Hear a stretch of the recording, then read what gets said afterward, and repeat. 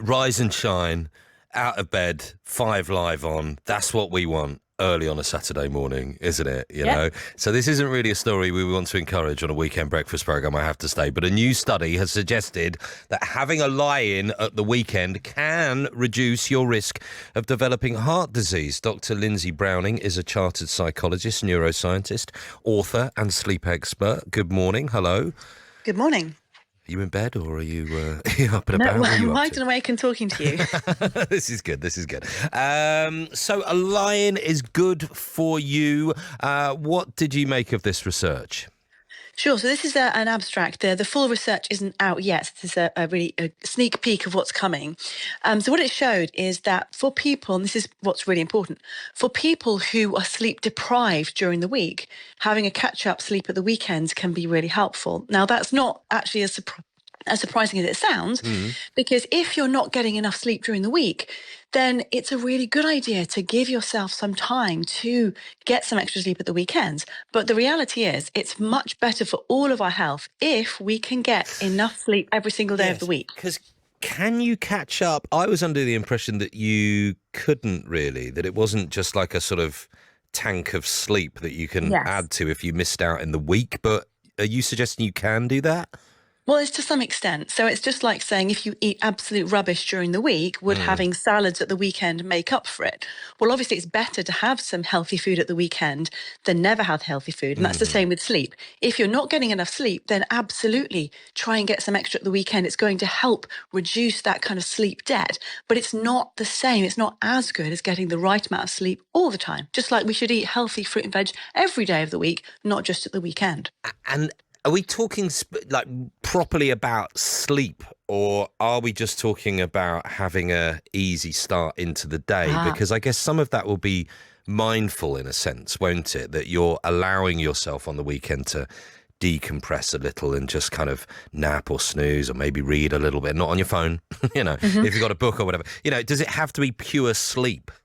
Yeah, so this is talking about sleep, not just pressing that snooze button. But of course, pressing snooze, the reason we do it is because the sensation of falling asleep is actually really pleasant. And that's why we repeatedly press snooze. But actually, it's much healthier for us if we can set our alarm for the latest possible time we need to wake up and leap out of bed at that point, because pressing snooze just means the sleep quality you're getting, even though it feels lovely to keep falling back to sleep again, you're losing out on that quality sleep. So I'd really recommend that we never press snooze, really. You're right. That feeling of falling asleep can be lovely, can't it? Particularly if you know you've not got much on the next day or whatever. Where does that come Absolutely. from, that feeling? What's going on there? Well, it's just like everything in life, we need to have the sort of biological sensations to make something useful feel nice. So it feels nice to eat salty and fatty foods because when we were cavemen, they were so hard to come by. And again, falling asleep makes us feel good because we need to fall asleep so that our brain can repair and our body can rest and regenerate, ready for the next day. Yeah, great. Lovely. Thank you, Lindsay. No worries. Appreciate it. Dr. Lindsay Browning, who's a chartered psychologist, neuroscientist, author and sleep expert. So if you're just kind of lounging around and not really getting on with the day and your partner's trying to get you sorted, then just say, look, hang on a second. Essential. I'm trying to reduce my risk of developing heart disease here. Thank you. Have you not seen this new study?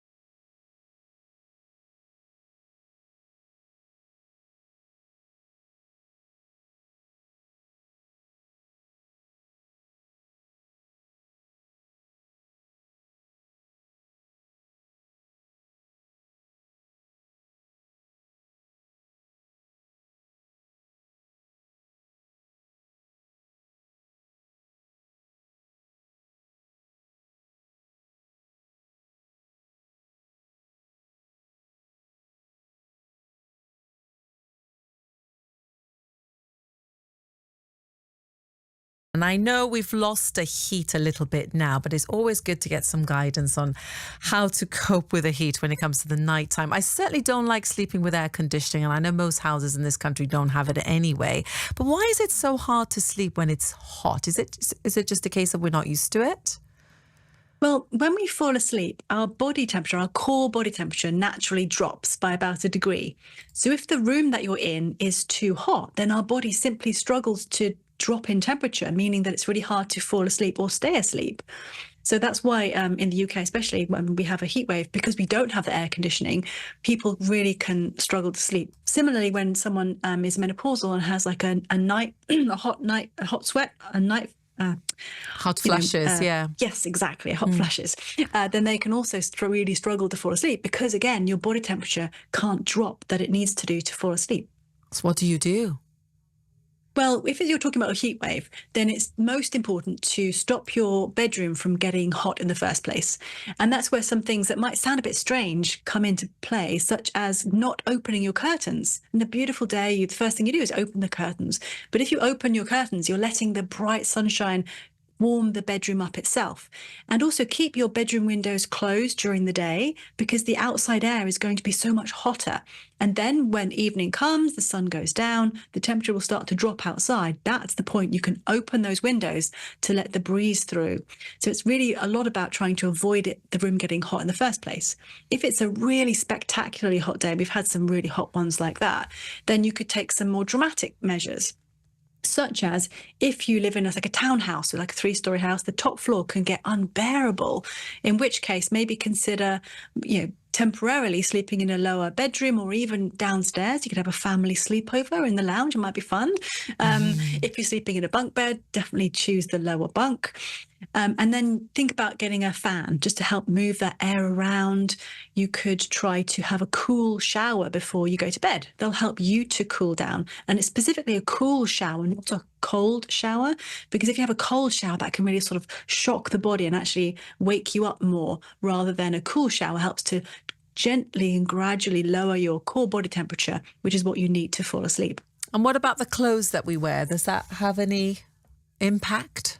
Yeah, so you could consider not wearing clothes, but if you do want to wear clothing, then something natural fibers are really good, like linen, cotton, even silk, because they can help to absorb, wick away any sweat that you produce, and also they're breathable. So polyester fabrics can actually be quite not helpful in hot weather because they don't allow the air to move within them, and they allow sweat to kind of just stick on the surface.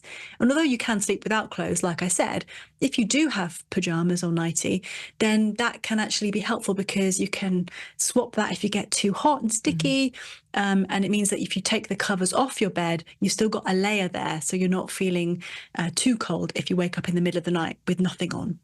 And I was saying about not being able to sleep with air conditioning. Whenever I do, I get ill. But sleeping with a fan, is that okay? Yep, of course, if you've got young children, you've got to make sure the cable, the fan itself is away from you. But yeah, sleeping with a fan can be really helpful because it helps to just move the air around the room, keeping that breeze across your skin, which helps you to cool down. You could put some water in front of the fan, or even a cold iced bottle of water. So it's almost like free or cheap air conditioning because it's going to blow that cooler water vapor around the room, which can help as well. It's quite nice, actually, to maybe go to bed with an ice pack if it's really hot, isn't it? Or is that a bad idea, making your body too cold? Well, again, if you touch something ice cold, that can be not very good for your skin and can give you a bit of a shock. But you could certainly use an ice pack or a water bottle, like a hot water bottle, but full of cold water or even ice water in the bed to help cool the bed down before you get into it. But I wouldn't advise sleeping with that in direct contact with your skin. I almost feel like on hot nights, I don't want anybody else in the bed either. I feel like separate bedrooms would be the thing on the very hot nights. Two bodies make more temperature. Absolutely. So again, if you have enough space in your house, maybe sleeping separately, or if you have that's where a big double bed or a king size or whatever bed can actually be really helpful, because if you're two of you in a smaller bed, close proximity, then your own body warmth is going to add to that temperature. And I mentioned holidays and air conditioning, and I'm just wondering if you could give us some advice on how we can cope with jet lag, because there'll be a lot of people going off on maybe long haul holidays, and it's horrible the first few days, isn't it? Yeah, jet lag is one of those things that we can't avoid. If we're in a different time zone to what we're used to, our circadian rhythm, our internal body clock, it doesn't change. You can't just change from one time zone to another. And that jet lag is when we're still on the old time zone. Now, what you can do is to try and gradually adjust to the new time zone before you even go on holiday. This can be really, really helpful if you've got young children and you don't want to be dictated to their nap schedule when you're on a fun, relaxing holiday. So before you even go on holiday, think about, are you going somewhere ahead or behind of your time zone, and try and move a little bit towards that. Because even if you move by an hour or two towards that new time zone, you'll find that when you go on holiday, you're immediately nearer that and it'll be less disruptive. The same thing with coming home. If you have to go back to work quite quickly, you might want to slightly adjust your sleeping schedule to become more like a UK time zone before you even leave your holiday. So again, when you come back, you're in a much better place to start work or school or whatever it is you're going to go So straight really back start into. thinking about it as you're getting on the aeroplane as well, and how you kind of schedule your sleep on that plane too. You're Okay, sleeping brilliant. and eating. And eating as well. Yes, great advice. Thank you very much, Lindsay. We are chatting in detail about sleep in our advice hour today with the brilliant Dr. Lindsay Browning. And I'm always intrigued to find out about napping. I never get the opportunity to do it, but on holiday, I thoroughly enjoy napping in the afternoon because I'm not working. So are there benefits to napping? I mean, it doesn't necessarily have to be in the afternoon, does it? Well, there's a best time to nap, and actually just after lunch, early afternoon is the best time to do that. So napping can be really, really beneficial if you're not able to get enough sleep at night because life is stopping you. So for example, if you've got young children, you're working too much and you can't go to bed on time because you've got to stay up late for a work project, or for some other reason you can't get enough sleep that night, then having a brief afternoon nap of about 20 to 30 minutes maximum can be really, really helpful to improve your mood, your alertness, and your performance. But if we nap for too long, if we nap later in the day than that, and also if we're napping because we can't fall asleep at night because we have insomnia, in those cases, napping probably isn't a good idea. So how long should you be napping for? Yeah, so about a sort of 20-minute power nap, it can be really ideal because if we have a sort of 20-minute nap, that gives us enough sleep to feel a bit refreshed and help pick us up for the afternoon. But it doesn't make us go into a deep part of sleep. And when we fall asleep, we have sort of light sleep, deep sleep, and REM sleep. And if we fall asleep for about an hour, say, then we'll find ourselves waking up after an hour, right from the middle of the deepest part of sleep, and we'll feel groggy, maybe disorientated, and that can make us feel just awful. And lots of people say, oh, I can't nap. If I nap, it makes me feel worse. That's probably because they're napping for about an hour. If they set their alarms for about sort of 20 minutes, say, then they'll have a short nap and they'll wake up feeling just refreshed without that grogginess. Well, I used to work early mornings presenting the weather, getting up at 4 o'clock in the morning and, finishing like 12, 1 o'clock in the afternoon. And if I had another early morning, I wouldn't nap in the afternoon because I wanted to sleep early on that day. But if I didn't have an early the following day, I would nap and I would sleep for 2 hours and I would wake up not knowing where I was. I would think it's morning and I've got to go to work. But I felt like it gave me just a little bit of extra. What about shift workers? I mean, you think that 15, 20 minutes is enough if you've been up quite a bit of the, early in the morning? Yeah. So if you're a shift worker, then of course you may not be able to sleep enough at night. And lots of shift workers, especially night shift workers, tend to sleep for 2 hours less on average every day than people who work 9 to 5. In which case, a longer nap is absolutely a good idea. If you simply can't get enough sleep at night because of shift work or your life or whatever is going on, then having a longer nap, almost like breaking your sleep into 2 blocks, having a nighttime sleep and a daytime sleep is what's necessary. But for those of us who are able to get the majority of our sleep at night, people who aren't shift workers, then we really should try and get the majority of our sleep at night because that's much healthier for us. So when you do you make up your sleep through the day, does that make up for what you've lost at nighttime, or it never does? Well, our circadian rhythm means that we go through all sorts of different processes. We release certain hormones, and sleeping in one block when we're used to sleeping at night is much healthier for us than sleeping at other times. Yeah. So just because you get 7 to 9 hours sleep throughout the day doesn't mean you're as healthy as somebody who gets the same amount of sleep at night consistently at the same kind of times. But of course, if you aren't able to do that, like shift work or for other reasons, like you've got a young baby that's screaming and keeping you awake all night, then it's much better to try to make up during the day than not getting the sleep. But if you are able to, sleeping consistently at the same time, at night every single day is much better for you. You gave us a lovely indication of napping in the afternoon, preferably after lunch. I'm always intrigued to know about sleep times at night, because I mean, there's this saying that, every hour sleep that you get before midnight is like having 2 after midnight. I don't know how true that is. Does it matter? Is there an ideal time for going to bed and waking up? Well, the most important thing is consistency. So if you normally go to bed at 10 and then you go to bed at 1 in the morning, that's not going to give you the same quality of sleep just because you get the same amount of sleep. If you're normally sleeping from 10 till 7 and then you suddenly sleep from 1 until 11, it's not the same quality because you're not being consistent. It's kind of like that jet lag thing. But the fact that every hour before midnight is worth every hour before midnight is worth 2 after is more related to the fact that if you go to bed early, you're more likely to get more sleep. Because if we go to bed at 9, 10, we still have to get up at 6 or 7 for work. Whereas if we go to bed at 1 or 2 in the morning, we probably still have to get up at 6 or 7 for work. So actually, we're just losing out on sleep.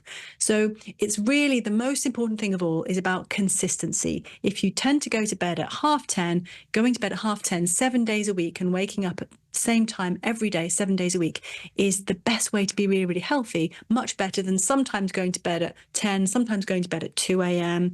That kind of change isn't good for our bodies. So keep it at a smaller window. So if you're sleeping at 10:30, preferably, maybe if you got to sleep later, don't go more than like half an hour, because that would be kinder to your body. Yeah, absolutely. Staying within half an hour to an hour consistency is going to be much, much better for you, for sure. Lovely. Thank you very much, Lindsay.